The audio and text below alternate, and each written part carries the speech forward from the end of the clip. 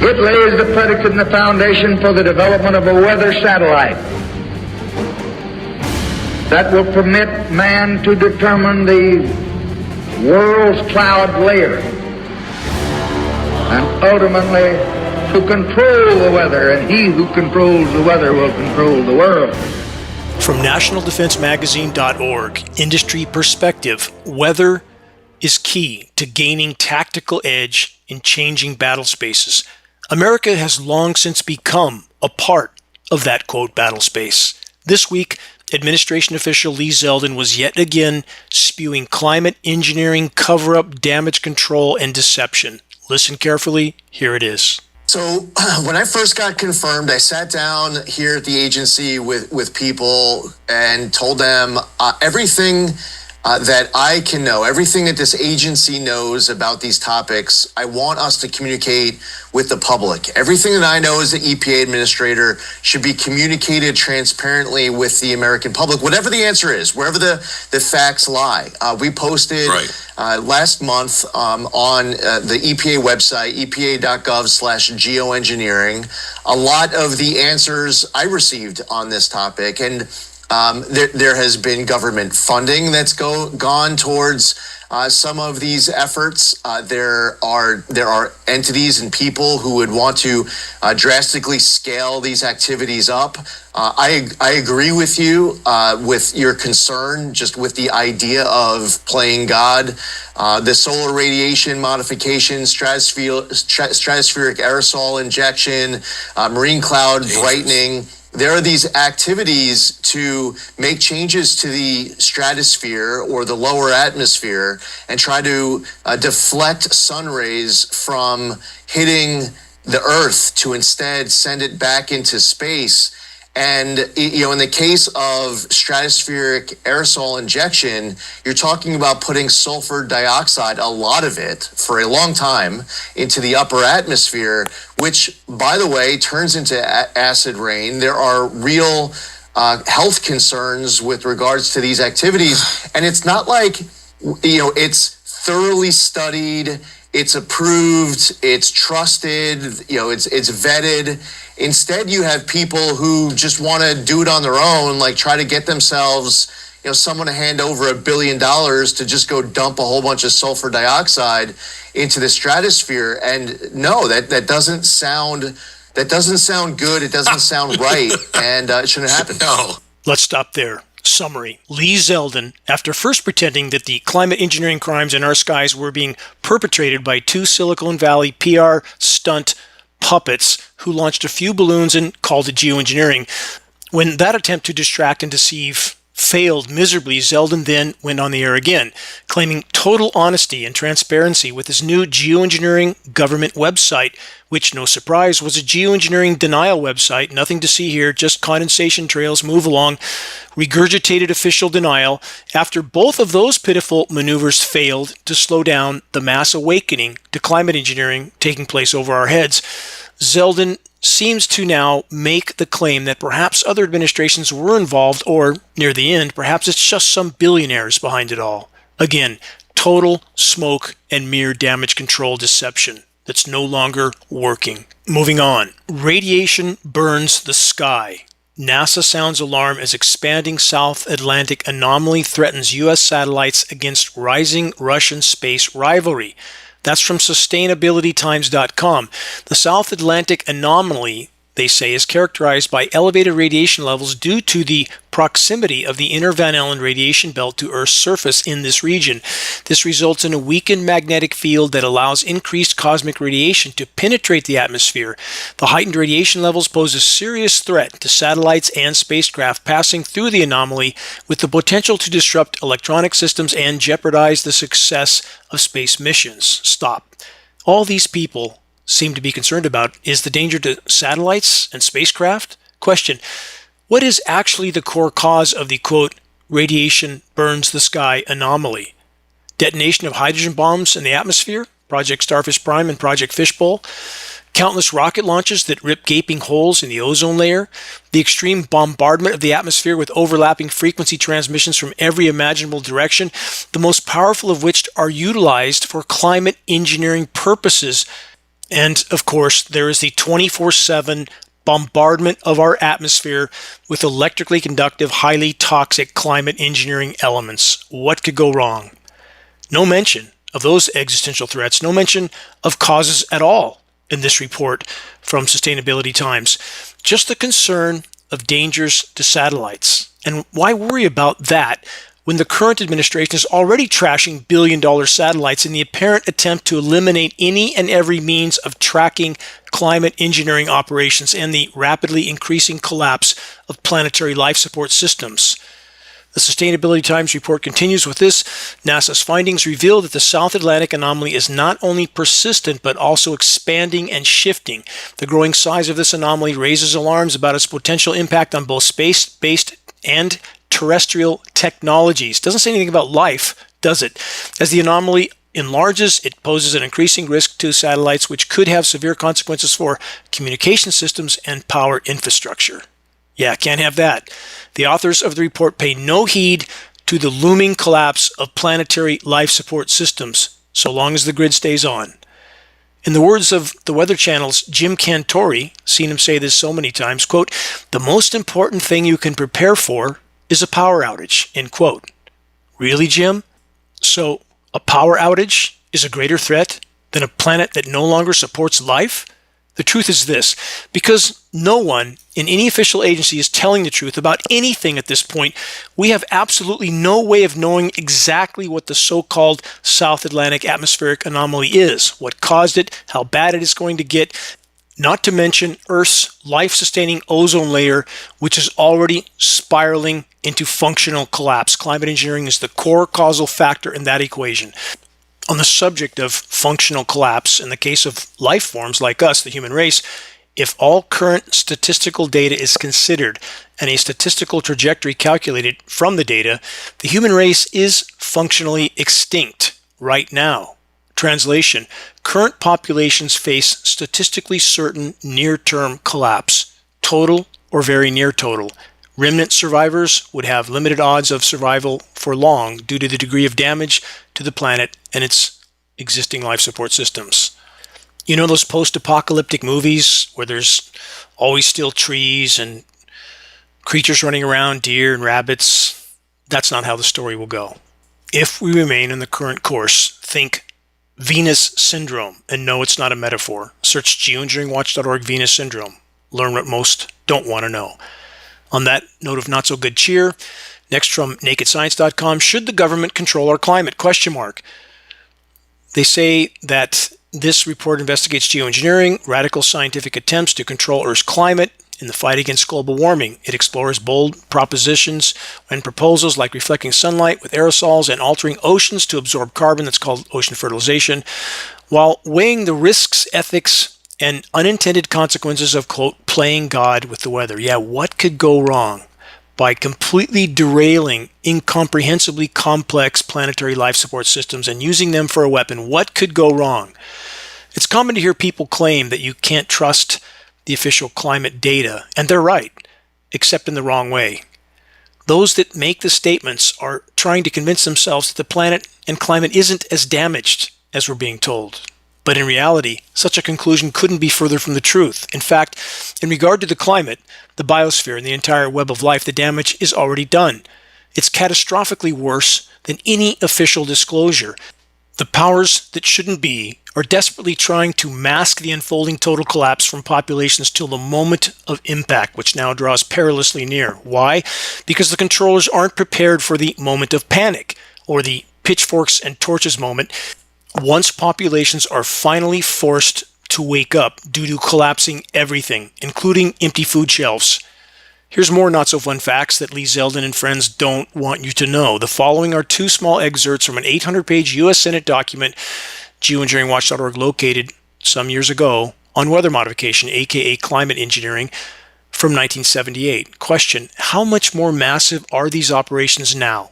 Look up for your answer. Here's the report. Federal activities in weather modification, specialists in earth sciences, science policy research division, Congressional Research Service, overview of federal activities. The federal government has been involved for over 30 years, again, that's as of 1978, in a number of aspects of weather modification through its activities of both the Congress and the executive branch. Since 1947, weather modification bills pertaining to research, support, operations, policy, studies, regulations, liabilities, activity, reporting, establishment of panels and committees, and international concerns have been introduced in Congress. There have been hearings on many of these proposal measures, and oversight hearings have also been conducted on a pertinent ongoing programs basis. A total of 6 public laws specifically on weather modification have been enacted since 1953, while others have included provisions which in some way are relevant to weather modification. Resolutions dealing with the use of weather modification technology as a weapon by U.S. military forces and promotion of a UN treaty prohibiting such activities have been introduced, not that anybody pays attention to those treaties, in both houses of Congress. And how's that? Think they're not doing it? Think again. Here's more.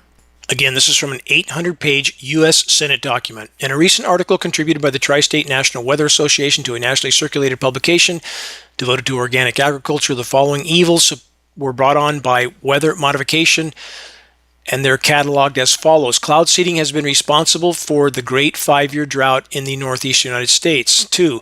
Isolated sections of the Northeast have experienced 18 years of drought due to cloud seeding. 3. Weather disturbances in the South Atlantic have been eliminated and has reduced the East Coast rainfall by 30%. You can't hamper nature without downstream consequences.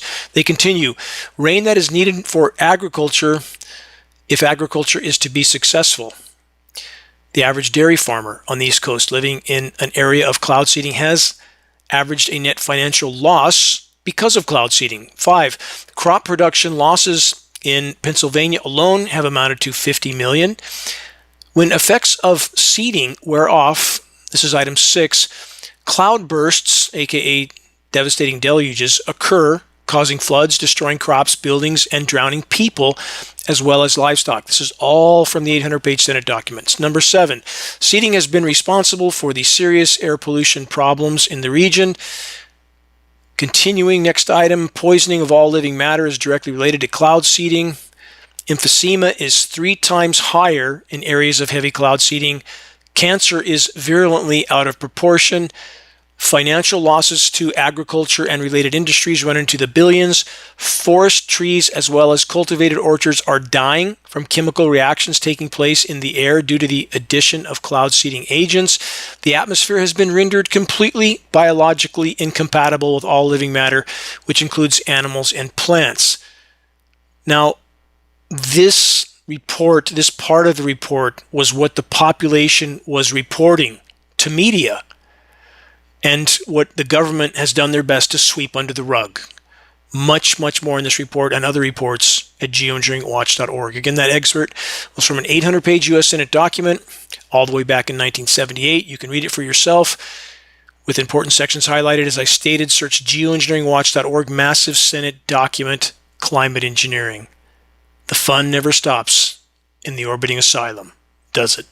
This is Dane Wigington. You're listening to the weekly installment of the commercial-free, non-political Global Alert News Report, The End of the World as We Know It broadcast, brought to you by geoengineeringwatch.org, the largest and most visited website in the world on the subject of global climate engineering operations, a.k.a. weather warfare. Quick footnote for those that truly want to help sound the alarm, and that will take all of us. It can't be done by the few on behalf of the many. It will take all of us. Very effective climate engineering awareness-raising materials are available on the homepage of geoengineeringwatch.org. Full-color printed materials. A picture's worth 1,000 words. We pass these printed materials on for less than our cost of producing and shipping. Our goal, stop what's happening in our skies while we still have something left to save. Also, there are Geoengineering Watch shirts now with restocked sizes, new colors. We have scannable business cards that lead right to the dimming on the homepage of geoengineeringwatch.org.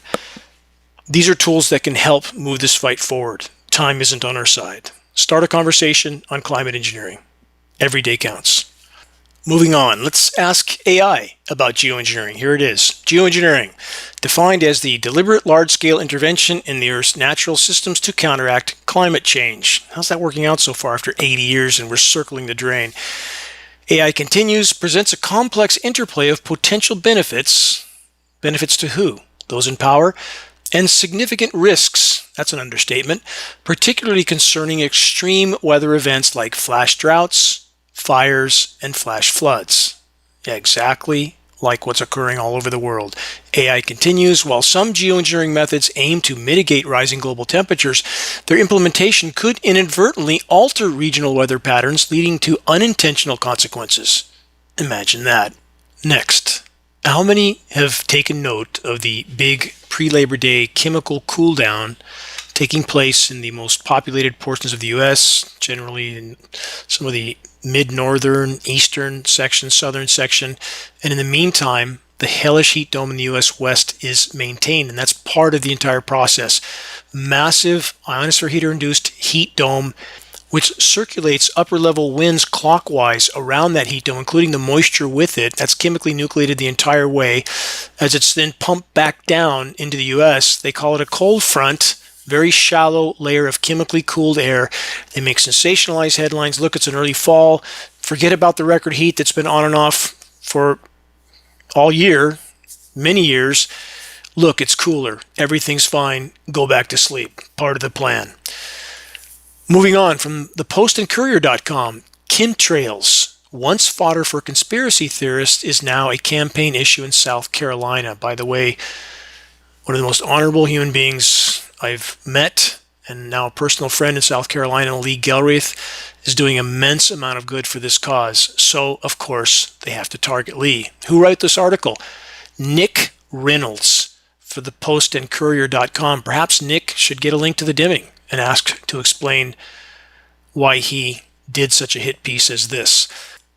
Criminal journalists should be called out peacefully, professionally. But CC as many other Wake and Aware individuals as you can with any message to these types of people. Again, a link to the Dimming is very helpful, so that they can see that many are listening to the conversation and many are waiting to hear their response. No place for them to hide anymore. These are criminal accomplices in the cover-up of climate engineering operations. From that report, the U.S. Navy's Blue Angels, listen to this carefully. This is what Nick Reynolds stated in his report. The U.S. Navy's Blue Angels pilots released condensation behind their planes during demonstrations, one at Charleston Air Base, because it's in Carolina, and he says some conspiracy theorists suggest the condensation released by passenger jets and others are actually chemicals meant to alter weather patterns. Now let's look at what the Blue Angels jets actually release. Anyone that bothers to research will find this data. Blue Angels jets create their signature smoke. It's not condensation being released, Mr. Reynolds. Their signature smoke by injecting paraffin-based smoke oil into their exhaust nozzles, where it's then vaporized into a white trail by the exhaust gases. Again, it's an injection first, just like the nozzles, the retrofit nozzles we have up-close photos and film footage of on commercial carrier aircraft, military tankers. Exactly the same process. This system controlled by a pilot switch in the cockpit. Not the case with commercial aircraft. It's all automated, but I'm simply pointing out that this finishes, by the way, allows them to create smoke on command to help spectators follow their flight path and provide visual cues during complex maneuvers. Though the oil itself is non-hazardous, sure it is, and evaporates quickly. Bottom line, it isn't condensation. Mr. Nick Reynolds, why would you claim in an article, is that how pitiful your research is, that you claim that the Blue Angels pilots release condensation and that's how they make all their lines in the sky? Can't you do better research than that? And about those disinformation sources that claim to be fighting climate engineering, rattle their tin cup for your donations while they simultaneously deny climate engineering, claiming it's just jet exhaust, just the jet fuel. More from the data on the Blue Angels, on what they inject. They use a specialized oil called smoke oil.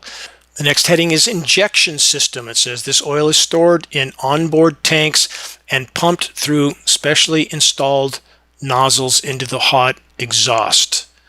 This is small scale of exactly what's on heavy aircraft. For those that have never seen the patents and who want facts, to understand what's happening in our skies, view the first several minutes of the dimming and the actual diagrams of the heavy aircraft patents of tanks, pumps, nozzles. All of it is there and much more in that standard for this issue. The dimming is the standard for understanding what's happening in our skies, available for free on the homepage of geoengineeringwatch.org. Yes, tanks and pumps, not jet fuel, not jet exhaust. Moving on, more headlines. And before I get to these matrix media headlines, mainstream headlines, there's many who claim that nothing we see on a matrix media report should be acknowledged. We should take the opposite position, perhaps they think. So if matrix media said it was daytime and it was, should we take the position it's night when it's not? Of course, matrix media lies to us, but on many issues now that are too big to hide any longer, issues that anyone can verify if they simply do a little digging, it's imperative to sift the baby from the bathwater here, isn't it? It's what Al Gore has done basically to the population. I know otherwise intelligent people who take the exact opposite of anything Al Gore says because they have such disdain for him. And that, again, makes no sense. I don't like Al Gore. He's a hypocrite. He's a criminal. He's a part of the power structure.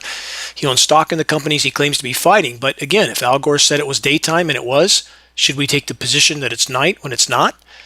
No. We need to use our sense of reason. We need to sift the baby from the bathwater. From MSN, experts warn grocery prices could soar as relentless heat wave devastates crops.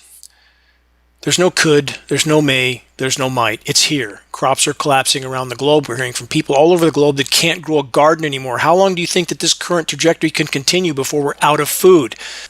The report then states, you're not imagining things if you've thought grocery prices are increasing. The cost of agricultural goods has risen dramatically as global heat waves hinder crop growth, with fruits, vegetables, and even livestock becoming more vulnerable to weather impacts. It could have dire consequences for food security.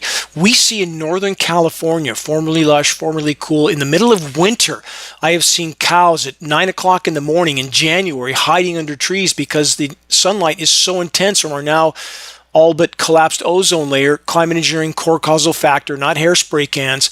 We are in a very, very dark place, and few are yet willing to face that fact. The sooner we face it, the more chance we have of making a difference. From climatecosmos.com, nutritional collapse. Listen to this carefully because many people have wrong opinions on this issue. Staple crops lose 30% of nutrients due to excess CO2 levels. Follow me through. Rising carbon dioxide levels are responsible for a significant decline in essential nutrients. This phenomenon, often referred to as nutritional collapse, is particularly concerning as it threatens food security and public health. This reduction is due to the plant's physiological responses to increased CO2, which prioritize growth over nutrient density. That part of the equation is true. What's missing from this? There is no mention or consideration of the toxic rain, the now sterilized soil microbiome, contaminated root systems, altered atmospheric chemistry from the desiccant particles. All of that is a part of this equation. But on the CO2 issue also, many want to pretend if some is good, more is better. That is not reality. Again, my example with water. You can only live perhaps 2 days without water. Put your head a foot under, see how long you live. You can't just turn atmospheric chemistry on its head with a positive result. And when people talk about they pump greenhouses full of CO2, yes, during the day. They pump it out at night because the plants can't take that exposure forever. And there's massive soil augmentation going on to allow that increase to occur. And even so, it diminishes nutrient production, period. What about so-called global greening? Planet's getting greener, right? No, absolute nonsense. Only the measurable greening from pumping out finite groundwater to temporarily grow GMO crops on otherwise dead land, and some new growth in polar and alpine zones where the ancient ice is now gone. As far as the rest of the world, the trees everywhere are dying, with some exception. The biggest exception is the eastern half of the U.S. lower 48, which the climate engineers, because that's the most populated portion of the U.S., they keep more consistently wet and chemically cooled than the rest of the world. It's the most anomalously less warm region in the entire world for 13 years running. That's not nature, it's climate engineering, the psychological operation aspect of climate engineering. Please keep that in mind. They know what they're doing in their own way. From knowablemagazine.org, dead trees around the world are shocking scientists. We knew at geoengineeringwatch.org. I first started sounding the alarm on the trees dying in 2008. I first paid for out of pocket my first full-page Northern California newspaper ad for many thousands of dollars to sound the alarm on climate engineering, the trees dying off. Why did it take the so-called science community so long to acknowledge what we knew then? The report states forests once deemed resilient are suffering surprising die-offs. To predict the fate of the world's woods in the face of climate change, researchers need to understand how trees die. How about toxic rain, full of aluminum, barium, strontium, manganese, polymer fibers, surfactants, graphene? Bottom line, toxic rain, toxic soils, no soil microbiome, killing root systems, but gee, they just can't figure it out. Destroyed ozone layer, frying the trees from the top down, can't figure it out. From the New York Times, forest loss around the world hit a record in 2024. What a surprise. They say forests around the world disappeared at a rate of 18 soccer fields every single minute. 18 soccer fields a minute. Let's throw this question at AI. Here's what AI says. Trees worldwide are dying at an increasing rate due to the combined impacts of human-caused climate change, which triggers more severe droughts and heat waves, and other factors like deforestation for agriculture and mining, and outbreaks of insects, pests, and diseases. The global phenomenon known as tree mortality results in younger, less diverse forest which risks releasing stored carbon back in the atmosphere. It's already happening and poses significant threats to biodiversity and ecosystems. How about when they cut down entire forests and plant back monoculture GMO trees? How about climate engineering, which is the biggest factor of all, not just in the tree die-off, but in the massive forest incinerations? I'll get to that. Nothing mentioned here. The entire system is designed to hide this specific issue until the brutal, bitter end, because if the public fully awakens to it, again, the fur will fly. We need to reach that point, and we need to reach it fast. And every single person participating in the deception must be held legally and morally accountable for their part in the cover-up of these crimes. Speaking of crimes, what about all those pathogens that keep being let loose? Wouldn't have anything to do with those hundreds of biolabs all over the globe, would it? From Yahoo News, World Health Organization warns of epidemic threat as dangerous virus spreads. We're seeing history repeat itself. That's the headline. Yes, we are. And I'm sure we'll continue to see this type of scenario until there's no one left, or until the public wakes the hell up to what's being done to them. From the New York Times, on the front lines of climate change, firefighters are getting very sick across the country. Unmasked wildland firefighters are falling ill and dying. Gee, it wouldn't have anything to do also, and I realize it's very dangerous, smoke is, and all the elements that burn in the ground go into the smoke, but what about when they blanket spray directly on top of the smoke bank? Why are they doing that? That can only be nefarious. Whatever it's about, it can only be a nefarious act. And we captured this over the Paradise Fire. We captured blanket aerosol grid pattern spraying directly above the smoke bank. Here's an example of how toxic it is when they're chemically nucleating. I was in the field. I've mentioned this on this broadcast before.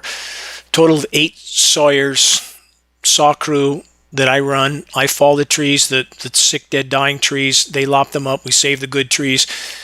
And they were chemically nucleating. We could hear the jets. Very unnatural cold layer descended down, this weird misty haze, and within about 15 minutes, 6 of us, including myself, got nosebleeds.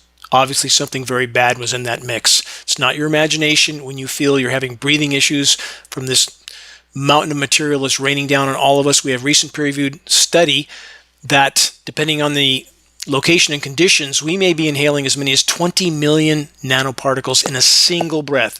You can fit 100,000 nanoparticles across the width of a single human hair. That's how small they are. The smaller they are, the more deadly they are. And now we're talking about very toxic elements on top of that. It's a wonder any of us can function at this point.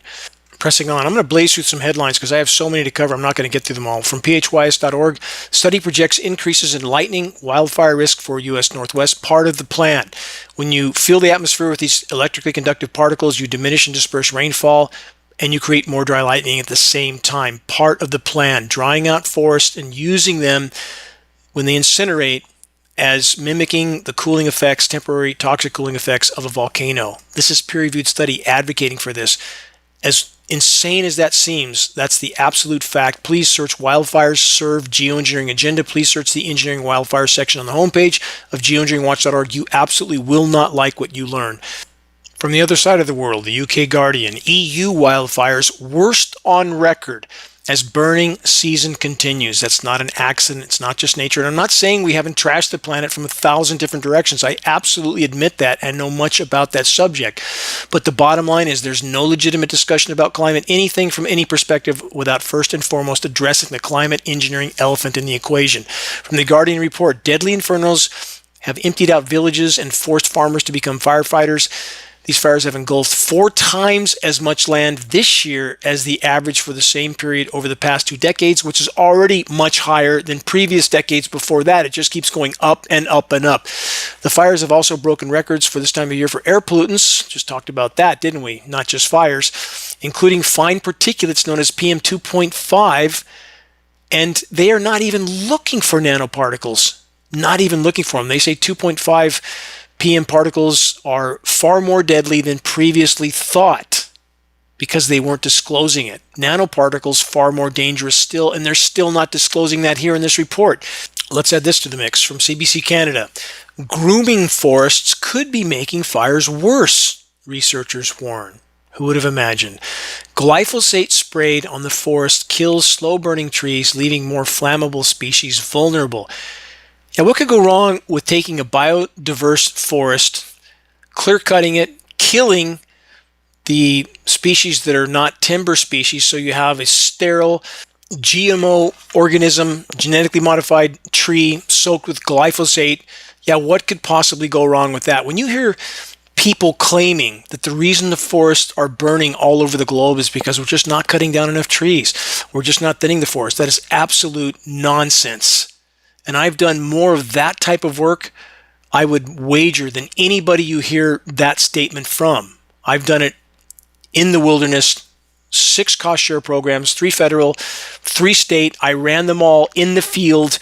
My father was an arborist. I know trees. My entire life I've been working with trees. When we have records from Siberian forests that have never been touched by human hands ever, and the burn rate escalates 1,000%, 10 times more in 10 years, something obviously has changed. And that something is in our skies. Take a look. Single greatest factor that's fueling the ferocious fires, climate engineering. And I always have to caveat that. Keep this in mind. I'm not talking about the source of ignition.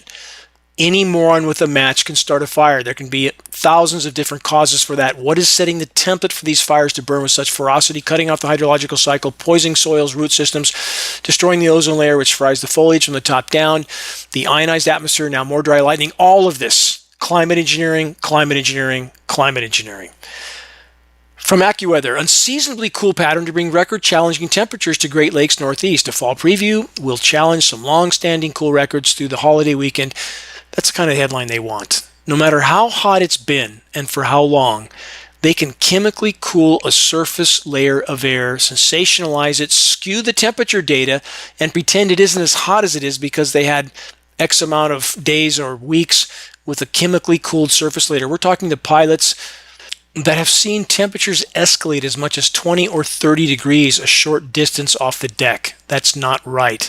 That's climate engineering. Chemically cooled surface layer, cold air is dense, it settles to the surface. That's why you have a freezer in your market with no top on it, but everything in that basin is frozen. Cold air settles.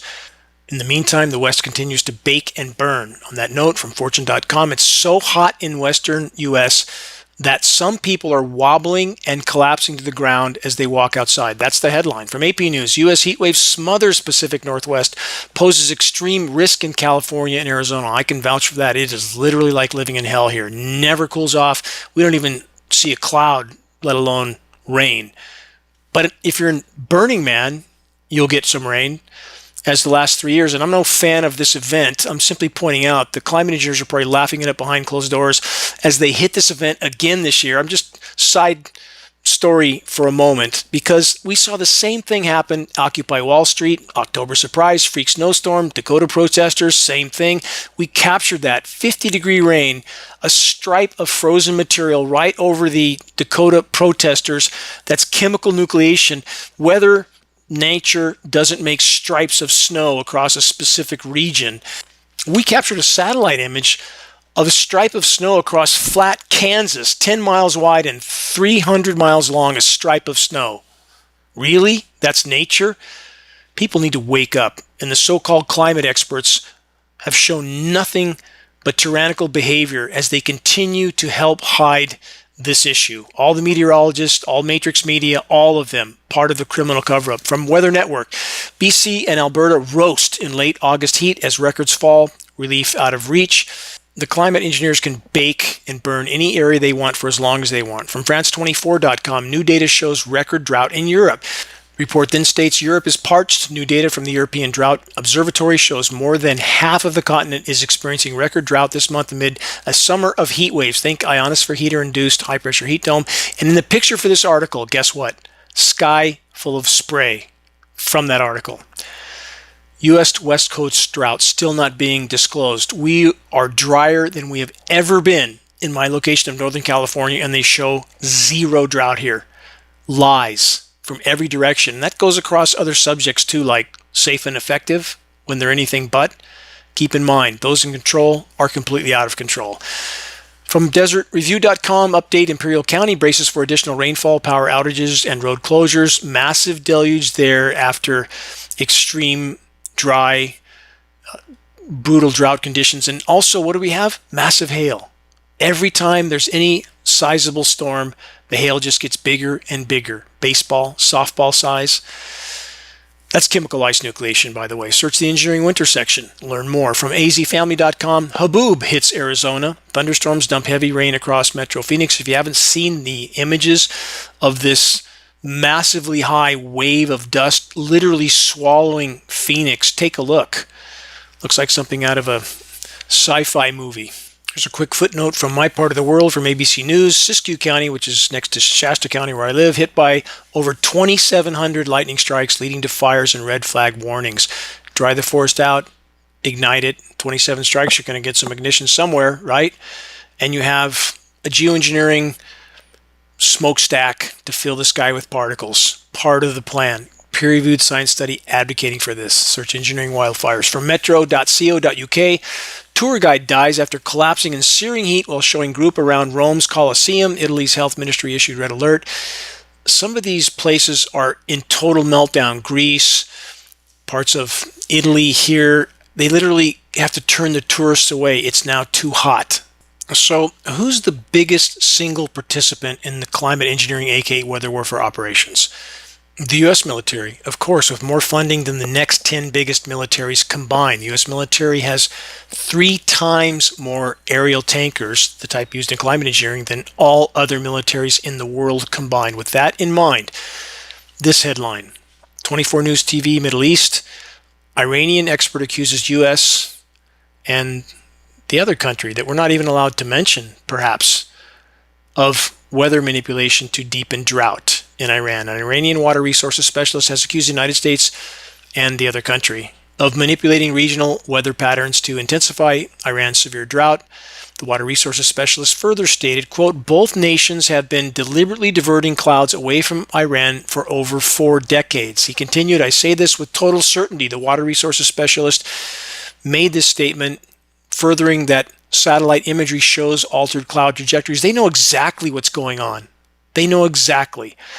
And this is an ongoing scenario. Weather warfare, countries all over the world. How in the world can anyone think otherwise? This is the crown jewel weapon of the military-industrial complex. They can crush countries and their populations without those populations ever even knowing they're under assault. When you cut off the rain, you destabilize the food supply, you destabilize the country. I wonder why so many countries, so many people around the world have so much hate for the U.S. and its puppet masters.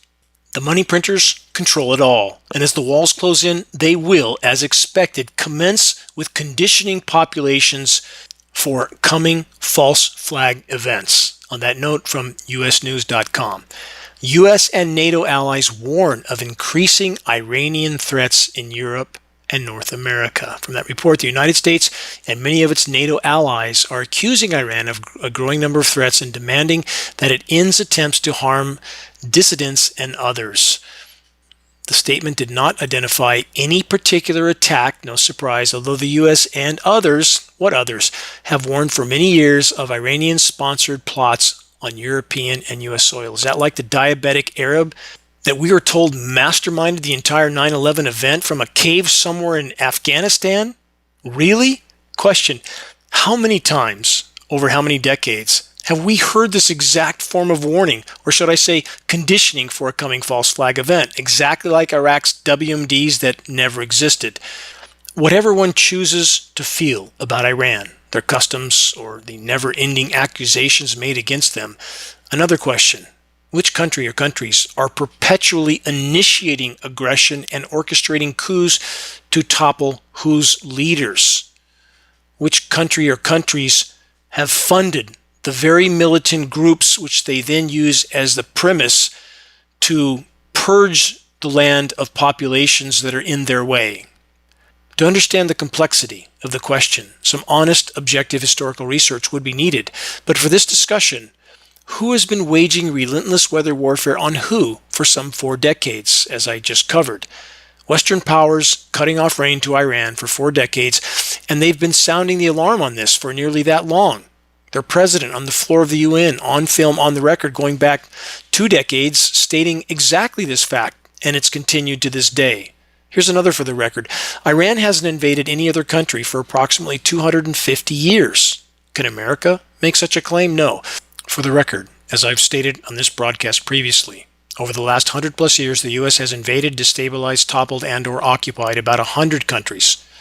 It's called empire. A non-stop supply of finite resources are needed to keep empires running. Is this the paradigm of, quote, make America great again? Last question. How much longer is that going to work on a soon-to-be lifeless planet? Patriotism isn't about eyes wide shut, willfully blind flag-waving. It's about facing the verifiable truth, no matter how unpleasant that truth may be. You're listening to the weekly installment of Global Alert News, the Bad News Broadcast, installment number 525, August 30th, 2025. This is Dane Wigington, your host. Global Alert News is brought to you by Geoengineeringwatch.org, the largest and most visited website in the world on the subject of climate intervention operations known as geoengineering. Global Alert News is aired on AM and FM stations in various parts of the country. If any radio station near you is willing to air the GAN broadcast in order to inform their listeners of what Matrix Media won't mention, have them contact us at admin@geoengineeringwatch.org. We'll grant them access to our weekly broadcast for free, of course. Recordings of the commercial-free, non-political Global Alert News Hour broadcast can be found on the homepage of geoengineeringwatch.org under the recent column and on the Dane Wigington YouTube channel. If you're on our email list, please put us on your email contact book so that our mailouts don't go to the spam files. Please help us to share the standard on the subject of climate engineering, the groundbreaking documentary, The Dimming, which fully exposes the climate engineering atrocities, over 26 million views and counting. Best way to share, circulate the direct link to The Dimming by email directly from the homepage of geoengineeringwatch.org. Sharing directly helps us to overcome social media censorship. When viewing our YouTube of The Dimming or Global Alert News or any other Geoengineering Watch video on YouTube, please subscribe, share, and comment, all of which helps us to circulate critically important data to a much wider audience. Reaching those that still aren't looking up. Start a conversation. Geoengineering Watch awareness-raising materials can be found on our homepage. Our only goal, again, provide activists what they need to move this fight forward effectively and efficiently. Extremely high-quality printed materials, shocking images.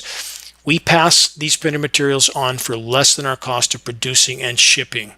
I live for the day when the insanity in our skies is exposed and halted, but that effort will take all of us. We have new Geoengineering Watch hoodies, new shirts, including blue shirts, all sizes now again in stock. Photos are on our homepage. We have scannable business cards and bumper stickers, all effective tools to strike up a conversation on the climate engineering issue. Again, we must reach a critical mass. We can only stop these operations from the inside out. We must wake up those that are actively or passively participating and their families so they know they're participating literally in their own demise. That includes our military brothers and sisters, defense industry people, long list. Critical mass. All the wheels will turn on their own if we can reach that point. Again, to those that are steadfastly committed to exposing and halting the climate engineering atrocities, my deepest thanks to you, always and forever. Moving on, back to the food situation. Doesn't look good. From Earth.com, scientists warn a very deadly poison is accumulating in global rice fields. As the planet warms, they say, and CO2 rises, flooded soils lose oxygen more often and for longer stretches. That chemical shift frees arsenic from soil particles, and rice roots take up more of it.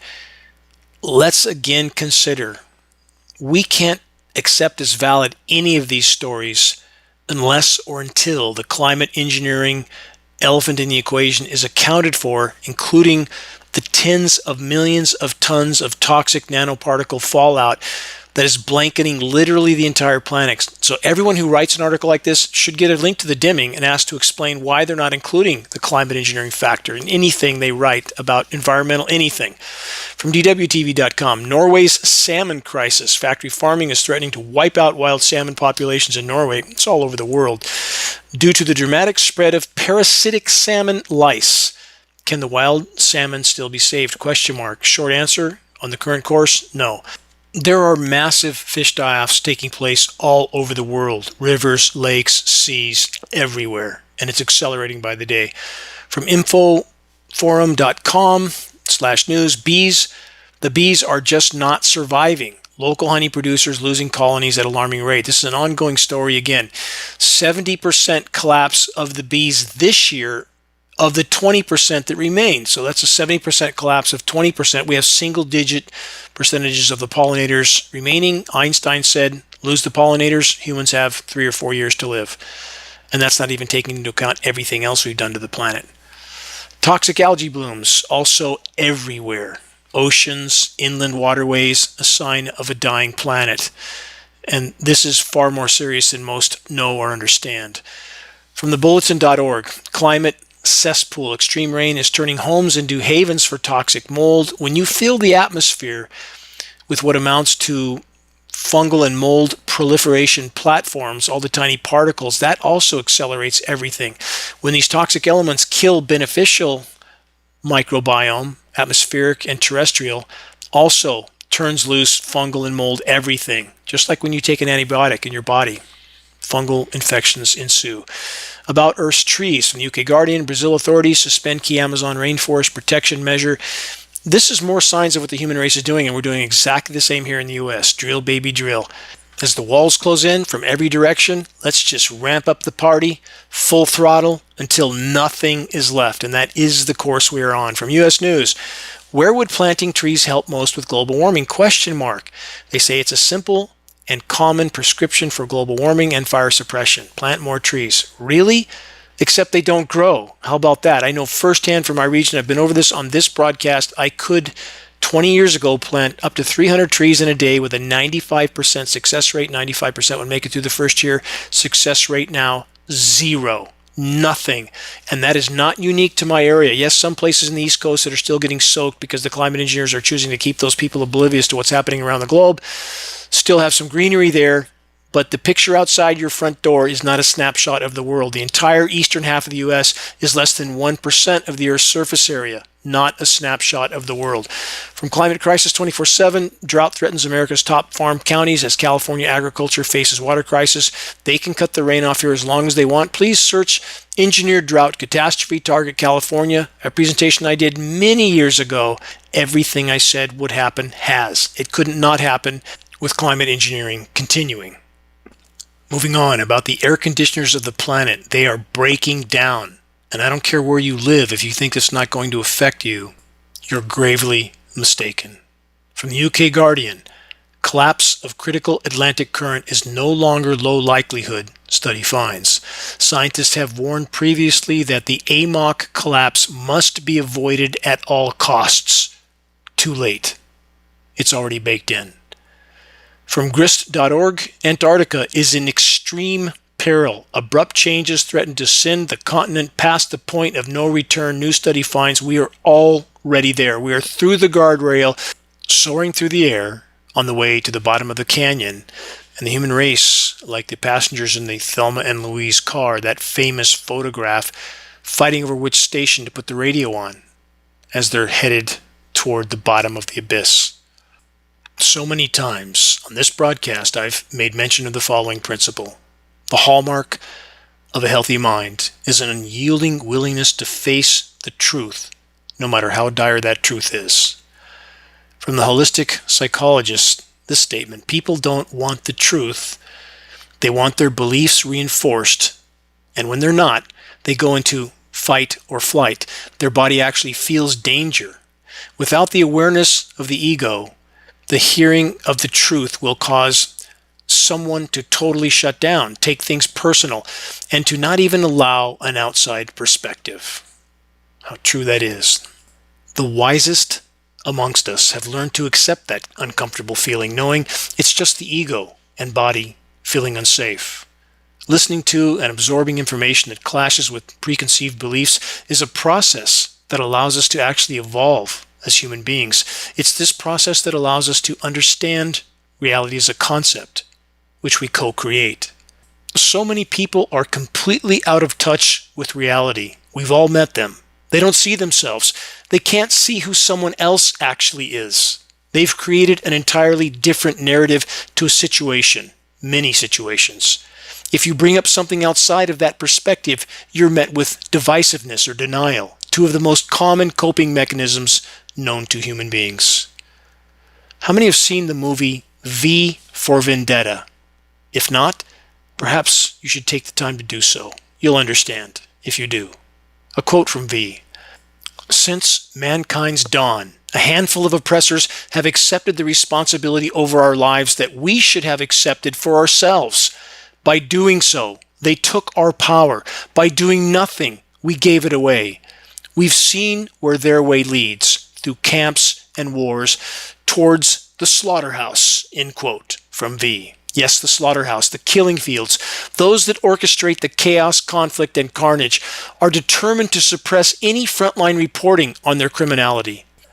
Question: which country's military juggernaut, after 19 years of funding the very militants they're now fighting, has in the last 22 months killed some 270 journalists and media workers, along with 60,000 civilians? Not hard to fill in that blank. In a world gone mad, seemingly small actions can have great meaning. Before I moved to the wilderness of Northern California, I lived near the top of the Cajon Pass in Southern California. On a late fall day near dark, I was pedaling my mountain bike near the top of the pass. I came across a puppy, perhaps 4 months old, tan in color, possibly a shepherd mix. He was hiding in the shrubs in the middle of nowhere. There was an empty plastic bowl on the ground near him. Clearly, he had been dumped by some honorless, compassionless subhuman. How long had this poor puppy already been trying to survive in this desolate spot? Slowly and carefully, I got off my mountain bike, gently called to him, and tried to get close. He sprinted into far deeper and thicker brush. It was almost dark. I had no possibility of catching him. I wouldn't leave him there. No chance. He would not survive for long. Coyotes, bobcats, potentially cougars, all existed in the region. I poured my water bottle into his plastic bowl.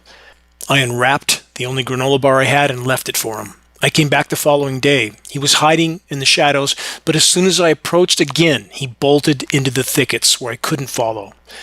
I left him more water and more food, but predators would find him soon enough. I knew that. I knew I would need an advantage to rescue him and bring him to safety. Just after dark, I returned again with night vision equipment. The furry refugee was still there. He heard me creeping closer, but couldn't see me as I could him. I got as close as I dared and then sprinted. I leapt straight into the shrub that he was taking shelter under. He turned and was about to leap again where I couldn't follow. I hit the ground. I grasped for his leg. I had him. He was frightened. He reared back. He bit me repeatedly on the wrist and hand. I hung on. Puppies have very sharp teeth. It hurt. But I had him. I pulled him close and hugged him, spoke as softly as I could, and in minutes he calmed and then seemed completely exhausted.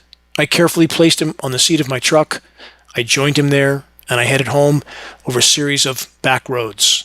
In the coming days, he ate heartily and began to trust. I placed a carefully written ad in the local newspaper. I screened a number of potential new parents for my newfound puppy. I found him a very caring and compassionate new family. Yes, a small act, but in a world gone mad, it mattered to me, and it mattered to him. But all such acts, all causes, all concerns will soon be moot points if we remain on the current course. How many countless innocents, human and animal, are dying by the day, directly or indirectly, from humans behaving poorly, actively or passively, conforming to the current paradigm of total planetary decimation, pretending it will magically continue into the future, but it won't. It can't. We're already circling the drain, and on the current course, we will likely take the entire web of life down with us. So, back to the bottom line. Why are we here? What's the point? What's our purpose? Is it really to pursue personal pleasures till the moment of impact? Or to nurture, stoke, and pursue a deep sense of mission? Whatever our individual circumstances, whatever our individual situations, all of us, each of us can absolutely make a difference, far more than we might ever believe possible if we try, which is all that our Maker has ever asked and expected of us. Just try. The first and most important leap we can collectively make in the right direction is to fully expose and halt the climate engineering atrocities in our skies. This can only be accomplished by reaching a critical mass of awareness, which includes all those that are actively or passively participating in these operations and their families. They must be forced to face the fact that they are literally participating in their own near-term demise. Military personnel, defense contractors, aircraft, everything, materials suppliers, the list goes on and on. Start a spot fire of awareness in your circles with credible data from a credible source. Geoengineeringwatch.org has always strived to be that source. Ask those who you awaken to do the same. If we all do our part, we can overturn the current paradigm, starting with stopping the ongoing assault in our skies. Check the activist suggestions link on the homepage of geoengineeringwatch.org for specific instructions on how you can move this fight forward. Please, make your voice heard, make every day count. Until next week, this is Dane Wigington from Geoengineeringwatch.org.